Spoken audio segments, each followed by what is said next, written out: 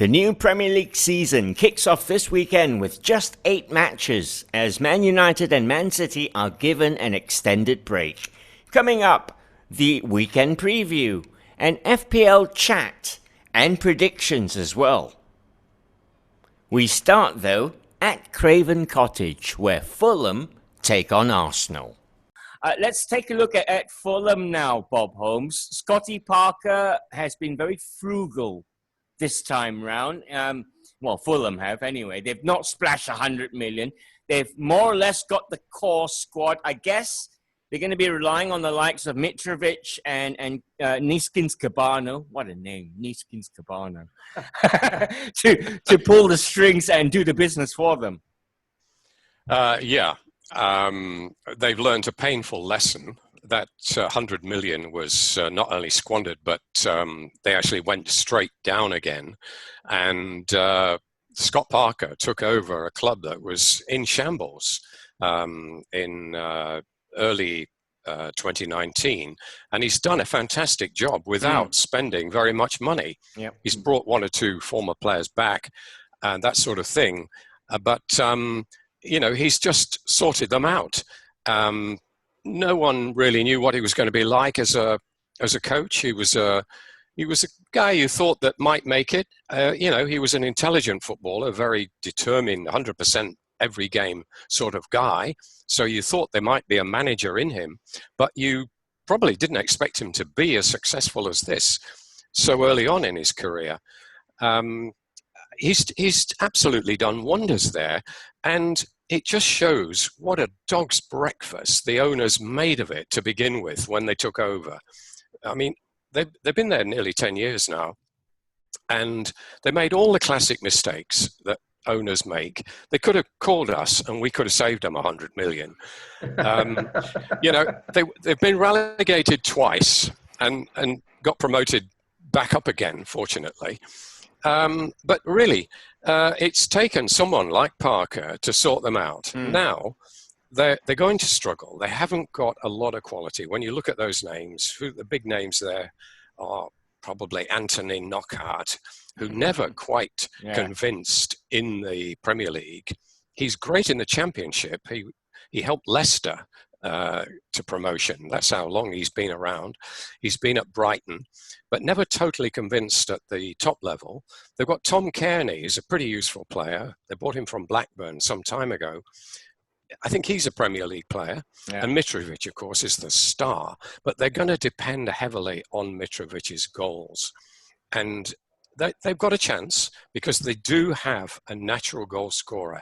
And a lot of these teams that go down, they struggle for goals. Like we saw Norwich with Pukki last season. I mean, he started off with a bang, but faded, hardly scored a goal after Christmas. And they just couldn't score to save their lives. They went down. Whereas you've got a guy like Mitrovic who can nick the odd goal, get the odd point here and there. You've got a fighting chance. But they're going to struggle. I think it's going to be a big test for Scott Parker. He's lucky he's got a new contract. He's got a 3-year contract. He deserves it. And he may need it to keep his job because I think they are the favourites to go back down. Yeah, well, they need good home form. I think they won 10 of their last 13 at home for them, so they need to replicate that. Let's take a look at the Arsenal now, Craig.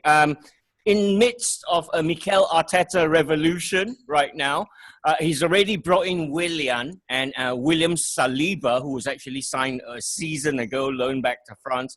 But they're 2 new players. Of course, they've got a few injury problems as well going into this game. How do you see the Gunners faring this season? I think they'll do pretty well, actually. They had a really good back end to the season in the end. Obviously, winning the cup and a good start to the season. Let's not forget, beating Liverpool on penalties. I like what Arteta's done. I've said it in previous shows. There was a lot of fixing that needed when he came in, and I think when Unai Emery took over from Wenger, he didn't fix those problems. I mean, we're talking about those areas which we keep highlighting season in, season out with Arsenal, which is defensively and that defensive midfield situation that he has. What Arteta has done is he's come in, changed the style of play completely. But what he's done in this transfer window, his first summer transfer window, is he's gone out and he's rectified that. Now, you can argue he's got too many centre backs on his books, but I believe he's going to go with 3 at the back this season. He'll need a lot of them with injuries, suspensions, and things like that. And I think he's done a great job because you look at someone like Saliba. Yes, they signed him last season. Let him out on loan. He did really well in the French league, and now he's come back. I think it'll take a while before he gets given that trust to play in the Premier week out. But then he's got experienced heads next to him. I think Socrates is probably going to be on his way out. I think he's probably going to go Holding maybe as well. But they've got a good core there. Let's not forget Pablo Mari, who they signed. He's into his second season now. Cedric Suarez on the right, seasoned Premier League campaigner, good backup, or even first choice in that position. Ainsley Maitland-Niles, he's still there. He was linked with a transfer away. Shield got a call up to the England squad, and I think for me the most important signing that they've made is getting Dani Ceballos back from Real Madrid. In that back on another season's loan. Yeah, because if they didn't get him, I think that was an area where they still needed a lot of work on. I know Maitland-Niles can play there. Tierney's going to be on the left and things like that. But Ceballos has a bit of quality about him, And when I say quality, he's 23, 24. Yeah. But he's got that, how do you say that, Spanish flair. He's good enough to play in that national team for me. And you don't sign for Real Madrid by being an awful player. Absolutely. So I think, I think the Aubameyang contract's done. Attacking wise, they look fantastic. Nketiah, Lacazette's still there. Pepe, Saka. Good squad for Arsenal. And I think they're under really good management. So I expect them to do pretty well this season. I read a piece that said Mesut Ozil saying he's ready for the new season. I chuckled to myself. I hope his ass is all right. West Ham versus Newcastle is a late Saturday game at 3 a.m. Sunday kickoff. I want to focus on Newcastle here, Keish, because they've had a failed takeover bid, but Steve Bruce has identified English signings. Experienced English players as the way forward. They've gone and they've made some waves in the transfer market, don't you know? Yeah, they definitely have. And they're finally solving a very big problem, which is, the goals up front. Because last year, one of the biggest problems with them was just getting that goals on a consistent basis. And to be fair to them, in preseason before last year, they actually went out and got in a striker who came in with the pedigree of having scored goals on a consistent basis in the Bundesliga, which is Joelinton. And everyone expected a lot from him. I remember, I think earlier in the season, on match day 1, the amount of people that had him on their fantasy Premier League team, because you looked at his stats in the Bundesliga and you thought to yourself, here we go. This is a chance for a Brazilian striker to make his name in the Premier League. But it really, really, really didn't go well for him. I think he scored 2 league goals, Joelinton, last year, and now they've brought in Callum Wilson, who is half the price that they paid for Joelinton, and I guarantee you, Callum Wilson will score a lot more than just 2 league goals. Well, this season. This is it. I mean, Bob, not only that, they've got Ryan Fraser in from Bournemouth on a free. Jamal Lewis has come from Norwich, the fullback. Jeff Hendrick has joined from Burnley on a free. These are some decent players who know all about the Premier League, aren't they? Yeah. Surprisingly, Newcastle paying more than what Liverpool were prepared to pay for Lewis. A few million more, actually. Perhaps Liverpool got cold feet for some other reason. But you wonder, don't you? The first time this transfer went. It wouldn't, would it? They seem to be suffering from chilblains, I think, Liverpool. Yeah, interesting. Mike Ashley, the much maligned Mike Ashley, is actually coughing up a bit of money. Whether it's going to be enough is open to question. I think it will be. I don't see them. I mean, they were more or less mid-table last year, and they're strengthened, so they should be okay. But they're not going to be contenders for anything. I don't see these guys. They're solid performers, but I don't see them taking Newcastle into Europe or anything like that. But this is the best Steve Bruce can do with a limited budget that he has. It's the best preseason they've had for years. It's slightly more than we expected from Mike Ashley, anyway. Well, can I just say? I mean, he's not. We give him a lot of credit for splashing the cash. I mean, they're all cut price deals. Let's not. I mean, he's gone to the championship to the relegated side. Yeah. So he loves a bargain. He's got them on a bargain, hasn't he? Ryan Fraser on a free, Callum Wilson, for 20 million. I mean, arguably he's a lot more. The kind of bargain you'd find. The kind of bargain you'd find at Sports Direct. Exactly. The one criticism I have of Newcastle so far is that they haven't gone out and got a centre back, which I think they really need. I know they were linked with Rob Holding. I know they've been linked with Chris Smalling. But I think before the transfer deadline, they do need a centre back. They're my tip to surprise this season. Looking forward then to the return of Leeds United. They have a massive task ahead of them, Bob Holmes. Away to Liverpool is Marcelo Bielsa's first task, head-to-head with Klopp. It's a Sunday, midnight kickoff. Let's look at Liverpool first. They've been quiet. We've mentioned that. They haven't signed anybody. They've signed cover for Robertson at left back. But apart from that, I guess we can report that Jordan Henderson is back in training. Yeah, well, he'll be a big lift. They lacked him in the Community Shield. You could see that very clearly. Well, much has been made of Liverpool not signing anybody. They've been linked with Thiago Alcantara, and I still think they might get him. But they're being very prudent, and they're emphasizing the fact that they're not owned by oligarchs or sovereign wealth funds of Gulf nations or anything like that. They've got to cut the cloth to the measure.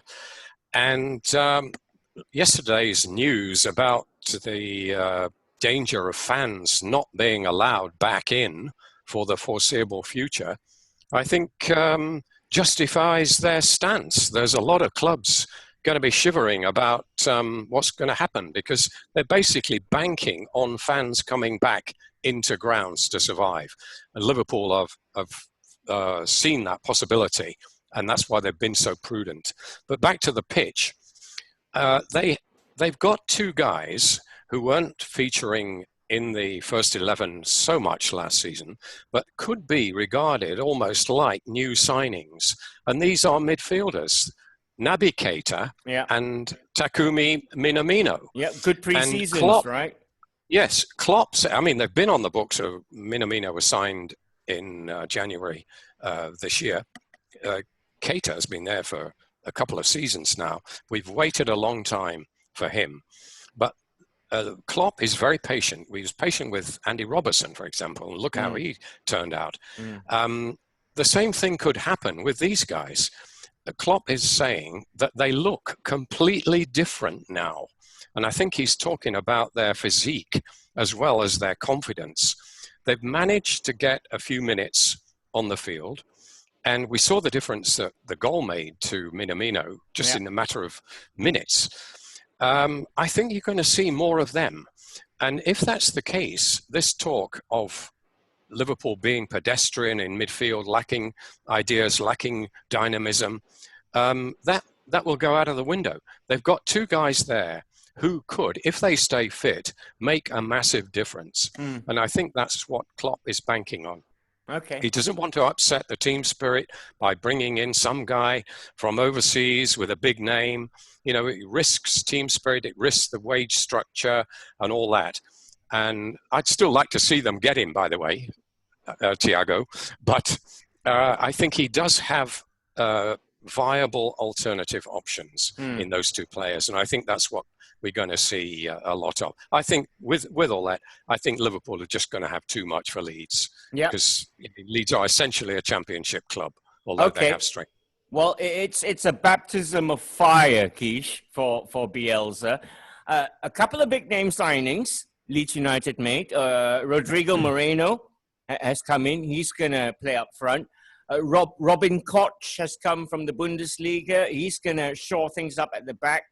How do you think they'll fare? I mean, the tests don't come bigger than this one, right? Yeah, I mean, match day one against Liverpool is always a difficult clash for any side at this point, right? I don't think anyone would want that on their books. What will be fascinating is this is a clash between two sides that press really high, and we've heard a lot about Marcelo Bielsa's high pressing style. They completely dominated possession against teams in the championship. They topped all kinds of statistics. You know, the most passes into the box, most shots, most chances created inside the box, and that's partly down to the fact that they press really highly. The thing about Bielsa is he's got a knack for preferring a set of players that are in the starting 11, and he tends to use them over and over again. And I know the championship is a long, hard season with 46 games, but the level of intensity in the Premier League is a bit higher than the championship. And you wonder if whether he'll alter that approach. The other fascinating bit is to just see how they play up front, because last year Patrick Bamford was heavily relied upon. I think he played in like 45 out of the 46 games for Leeds United, but he only scored like 16 goals. I mean, that's where Rodrigo Moreno has been brought in to alleviate a bit of that burden. The bigger, I would say the trickier situation for Bielsa now is trying to get Moreno back to the 2017-2018 version of Rodrigo Moreno, because that's the season when he scored 16 league goals for Valencia, and he was absolutely brilliant throughout the season under Marcelinho. And if they can get that version of Rodrigo Moreno back, then I think Leeds United could really have a goal scorer up on their sleeves. Make no mistakes, Leeds have enough in them, I think, to start really strongly. You put this Liverpool fixture out of the question, they can start really strongly in the Premier League.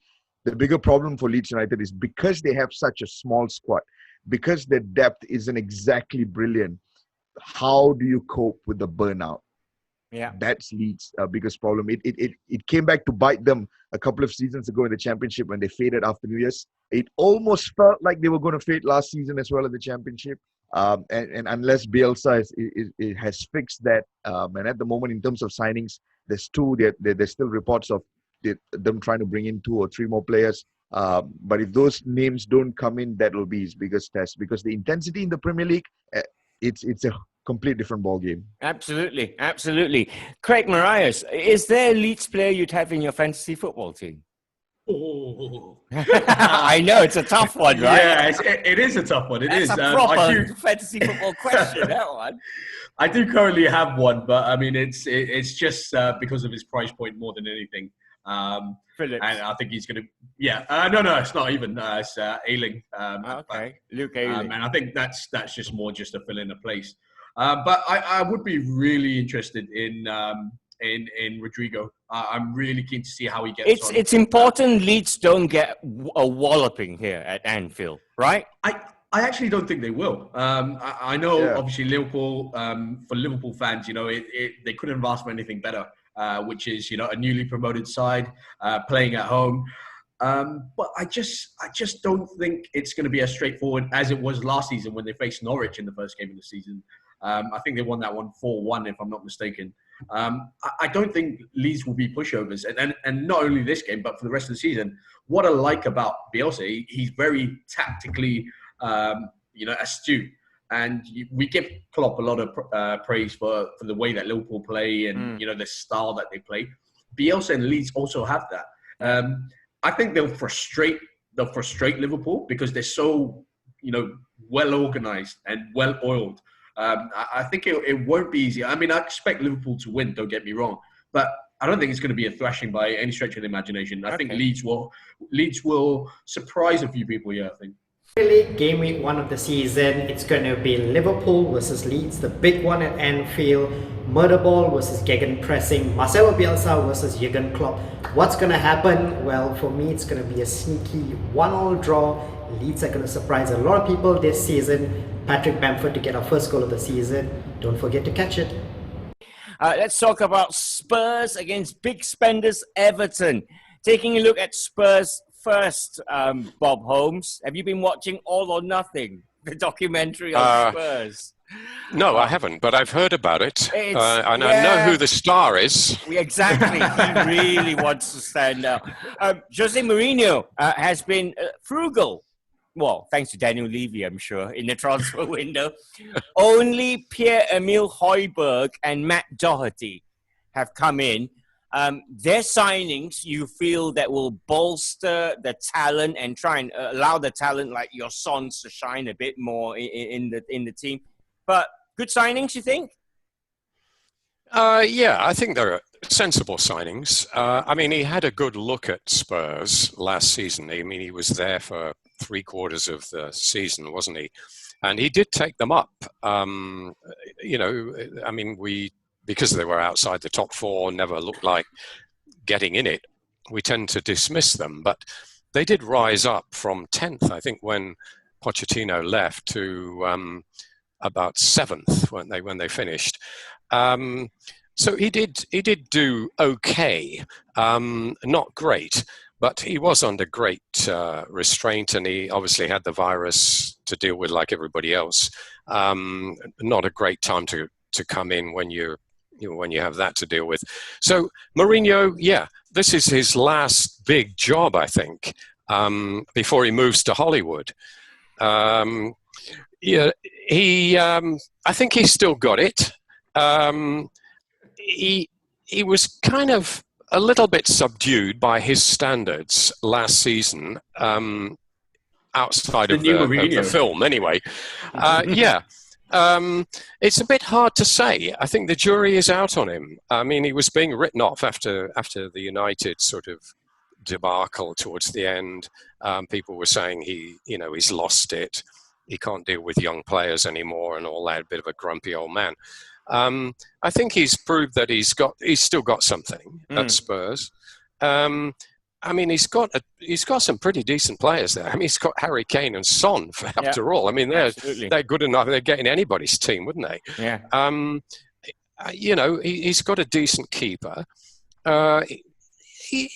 Yeah, I think these signings, this type of signing, augurs quite well. It means they're not getting carried away. Yeah. They're being sensible about things, and he may just creep up into sort of challenging for 4th position, that sort of thing this season. Okay. I think that would satisfy Levy and Mourinho. All right. If he could do that. Very quickly, we have to look at Everton. Massive load of signings here, Keish. Allen's coming from Napoli for 25 million. Abdullah Decore is joined from Watford for 20 million. James Rodriguez from Real Madrid, superstar, for 22 million. Good business, but Ancelotti now under pressure to deliver. Yeah, definitely under pressure to deliver. I mean, I think Allen in particular is a terrific signing, especially if we can get the Allen the version of Allen who played under Ancelotti. He clocked the most amount of tackles in Serie A, and that's the kind of player that Everton have really been lacking ever since Idrissa Gana Gueye left. And having a Decore there as well, a Premier League proven player, he's a great addition. James Rodriguez is the one where there'll be a lot of question marks over. Because he has struggled in and out of teams over the last few years. But again, Ancelotti is a huge fan of him. He signed him at Real Madrid. He signed him at Bayern Munich as well. This is the 3rd time he's brought him, James Rodriguez, to a club. So he seems to be a fan of him, and hopefully that helps in bringing out the best in James Rodriguez. The bigger problem for Everton now is, and we spoke about this before as well, time is ticking. And I don't see a striker coming in through the doors. You look up front, Moise Kean this morning. There was a tweet from the popular Fabrizio Romano indicating that Juventus got in touch with Everton, saying that they wouldn't mind having Moise Kean back on loan, but Everton are a bit hesitant to do that. And it's fair, because as much as he hasn't exactly delivered, you look up front, who else is there besides Moise Kean? You've got Calvert-Lewin, Richarlison sometimes plays in that central striker role, but I don't think that's his best position either. So there'll be question marks in terms of who's going to be that number 9, and pressure will be on Ancelotti, like you said, Ross. You've got all these additions coming in. Pressure will be on him to deliver, but I don't see them pushing the top 6 boys unless a proper 20-goal striker per season comes in before the window closes? Well, generally, I think Everton fans are over the moon, you know. Like, I've not actually seen any fan who's unhappy with the recent transfer dealings. If anything, I think they're more unhappy with the current lot that we have, like Sigurdsson, you know, Delph, Davis, Iwobi, kind of underperforming. So to bring in these three, we're beefing up our midfield. So generally, the fans are really happy. And there's news or rumors that, you know, we might be preparing a 40 million bid for Zaha, which is kind of like half the price from a year or two ago, but I don't know how far that is true. And, okay, that's attacking the Everton's problem. We've always stated was replacing that Lukaku shape hole, that number 9. I mean, all these signings kind of just fritter around the number 9, if you know what I mean. They're like 10s, 11s, that's right? But you know, the problem is we are dealing with all the poor recruitment from the previous years. So to be honest, the squad needs a massive overhaul, and it can't be done in one transfer window, really. So I think to sort out the frontline issue, I think Richarlison is key to our squad this year. And Calvert-Lewin, I guess, because he was good last year, right? Yeah, because if you look at our squad now, we are weak in practically every area. We have so much of deadwood to get rid of. Yeah. And if you look at our defense, who have we got? Keane, Mina, Holgate. Mina is basically a sick note. He's always injured. He's a sick note, yes. Yeah. And, you know, Holgate, I think he's taken a knock recently. So that only leaves Keane as a senior, you know, central defender. And we've got Branthwaite, but, you know, he's a young kid and needs to pick up more experience. So a centre-back should be the next. Centre-back, yes. Yeah. And a left-back as well, because with Baines' retirement, got no cover for Dean.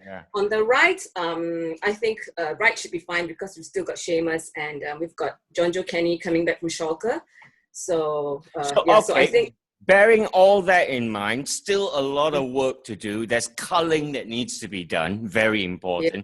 How do you see the season playing out for Everton and Ancelotti? Oh, well, we are still very much a team in transition. But will the likes of James hit the ground running? I mean, I need to know whether to buy James Rodriguez for fantasy football. Oh, apparently, anyway. Apparently, we got him on a free transfer, and it wasn't for 12 million. So, if it is true, that's a fantastic coup, I would think. That's a massive coup because he's a big name, and only an Ancelotti can attract James. That's Rodriguez, right. I mean, right? No Ancelotti, no James, and no Allen as well. Yeah, true, so, true. Yeah. Okay, so it starts against Spurs on Sunday. What's going to happen? You know Jose and his style of football. What do you think is going to happen with New Everton this season in this game? Well, you know, our performance has been very poor, you know, away against Spurs. So, to be honest, I'd be happy to come away with a draw, really. Yes, looking at West Brom versus Leicester. It's a Sunday 9 p.m. kickoff. Craig Marias, Grady Diagana has been made a permanent signing for West Brom. It's caused a lot of hoo-ha. West Ham fans aren't happy about that. £18 million. They haven't got much else going for them, looking at this West Brom side under Slaven Bilic. What do you reckon? Mateus Pereira, who was good for them last season, 8.5 million, 8.25 million. That's been made permanent as well. I bet you find very few fantasy football players there in West Brom, huh? I mean, if I was to look at it, Diagana would be one. I think it's a good piece of business. West Brom have been quiet in the transfer window, but Diagana he's played with them before, and I can understand the fury of West Ham fans and players alike. I mean, we saw Mark Noble publicly come out on Twitter and express his disappointment and his anger at the club for allowing him to go. He had a really good preseason. He's a kid that's been talked about a lot in the West Ham academy. Fantastic winger, just past people for fun. And you know, everyone thought this would be a great year for him to come in and prove himself at West Ham since he's never been given the opportunity. It's a funny one from West Ham's point of view, but it can only benefit West Brom because Slaven Bilic needs these type of players. Now, Matthias Pereira, who you touched upon, he's about 6 million, I think, in FPL in pricing, which is a little bit too much for my team. Yeah. But if there's one player to look out for at West Brom this season, this is the guy. He was fantastic for them on loan last season. They made that deal permanent in the transfer window. And if he can replicate anywhere near that sort of form, in the Premier League, he's going to have a few clubs looking at him because he really is a good player.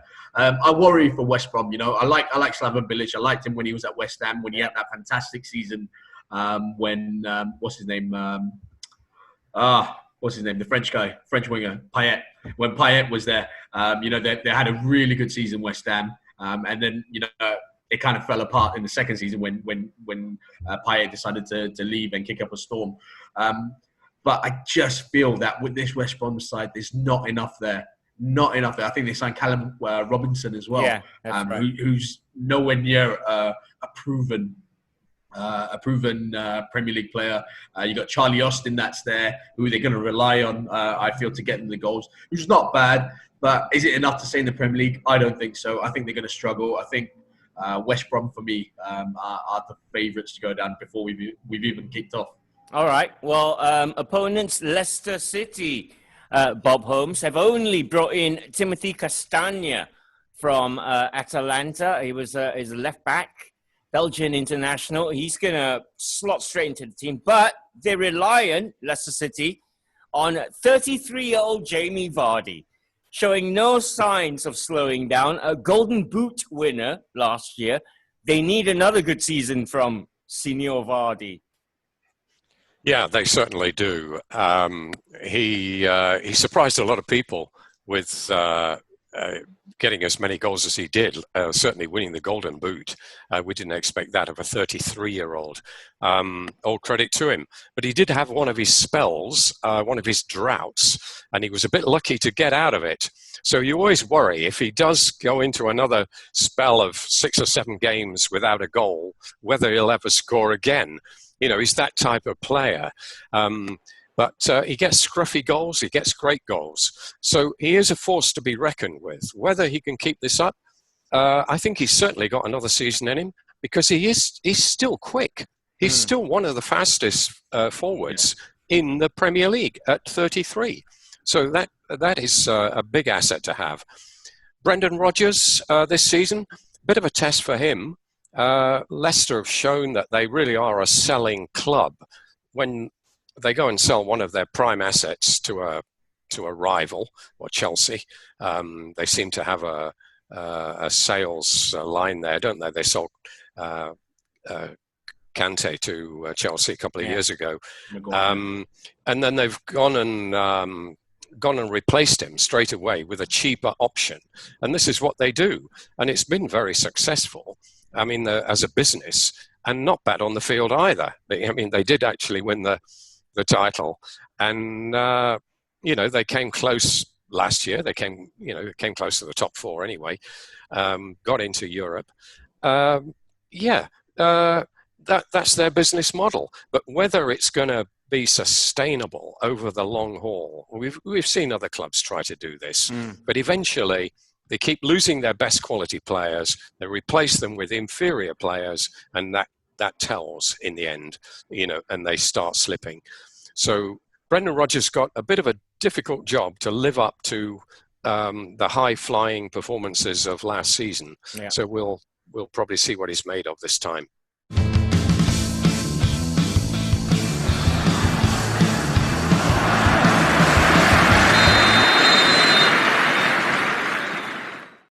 Join our Liga TFIF Premier if you're an FPL manager. The code to join is right there for you on the screen. Here's Craig Marias with a chat about Fantasy Premier League. During this whole lockdown period, I looked at it and, I thought, hey, why don't I start my own show? It's called FPL Expectations. All the pundits and experts are Asia-based.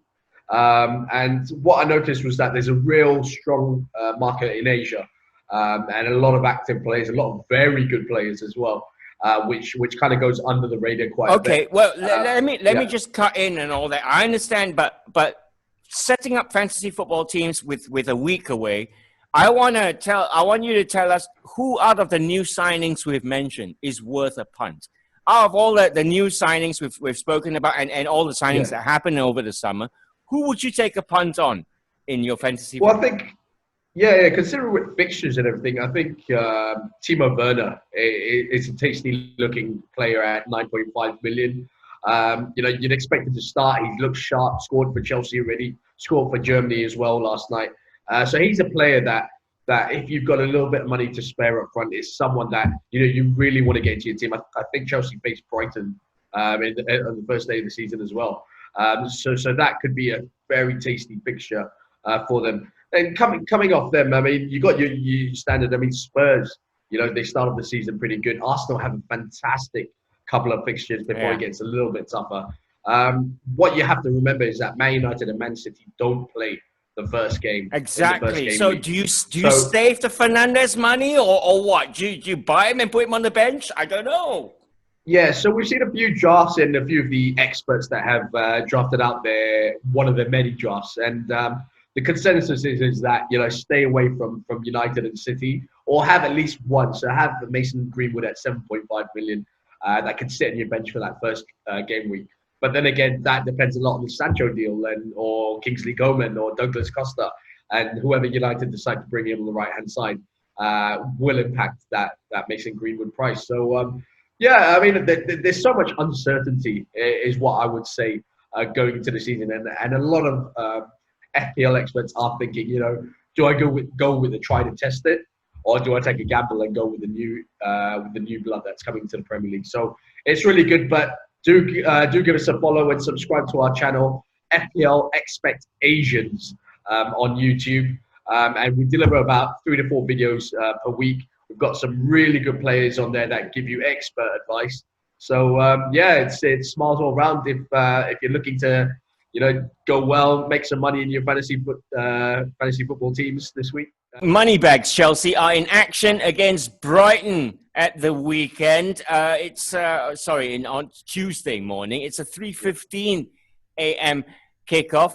Let's look at Chelsea first, and let me come to you, Craig Marias, on the mass amounts of signings that Chelsea have made. There's some proper fantasy football players there in that lot of names, isn't there? There is, but the problem with this is, fantastic players and great FPL assets, but who's going to play? And the danger with getting these guys on on big money with your FPL budget, 9.5 with Timo Werner, 8.5 and Havertz, are they going to play week in, week out? And that is the conundrum that FPL managers are facing. Trying to kind of guess what Frank Lampard's team is going to be. We know Ziyech is out. We know Chilwell is out. Thiago Silva is short of training minutes. I think with the Chelsea squad. I think he's been on an extended break since PSG's Champions League final. So there's a lot of uncertainty around who actually starts for Frank Lampard and Chelsea. So I think Werner, as Keisha's mentioned on the show before, is a dead cert to start. He's already had a friendly with Chelsea. He's been playing for Germany and he's been in good form. So if you want security, I think Timo Werner at 9.5 million is the one to go for. Okay, Bob. With all these new signings, do you worry for Chelsea's homegrown players? Your Callum Hudson-Odois and your even your Billy Gilmores. Do you see them getting much game time this season? Carabao Cup, I think. They almost be wishing it started, Chelsea were involved in the early rounds. This is a problem.